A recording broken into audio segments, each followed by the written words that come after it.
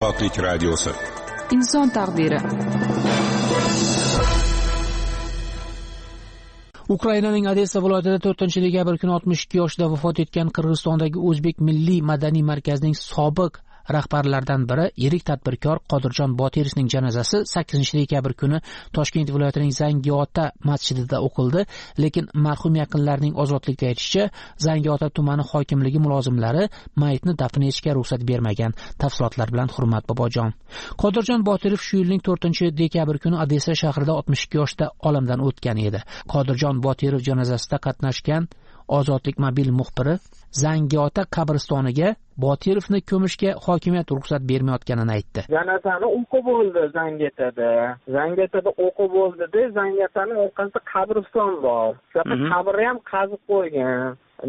Lekin yerga qo'yishga ruxsat bermayapti. Yerga qo'yishga ruxsat bermayapti. Buni qat'iyadir ketdi, qog'ozini olib kelaman deb, bir soatcha o'tdi, hali ham hech narsa bo'lgani yo'q. 4-5 yaqinini qoldirishdi-da, qolgan hammani ketinglar deb ketkizib yubordi. O'sha qattandir ruxsat kutishyapti. Bu O'zbekistonning fuqarosi emas ekan bu odam. Bu qattandir hozir bolalari ham yo'q ekan buni. Bu qarindosh ukasimi, qanaqadir ukasi keldi bu yerda.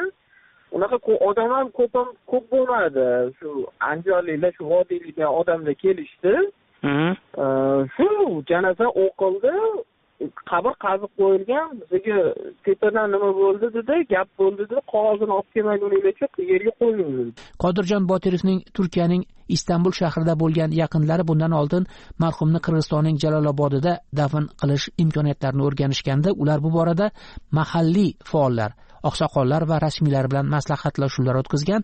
Maslahatlashuvlar natijasida Qodirjon Botirovning jasadini Jalolobodga olib kelmaslik to'g'risida qaror qilingan. Qirg'iz hukumati Qodirjon Botirovni 2010-yil iyunida Jalolobodda sodir bo'lgan qonli etnik to'qnashuvlarning tashkilotchilaridan biri sifatida ayblab, sirtdan umrbod qamoq jazosiga mahkum etgan. Uning o'zi Qirg'iz mahkamasi 2011-yil noyabrda e'lon qilingan hukmni siyosiy deb atagan.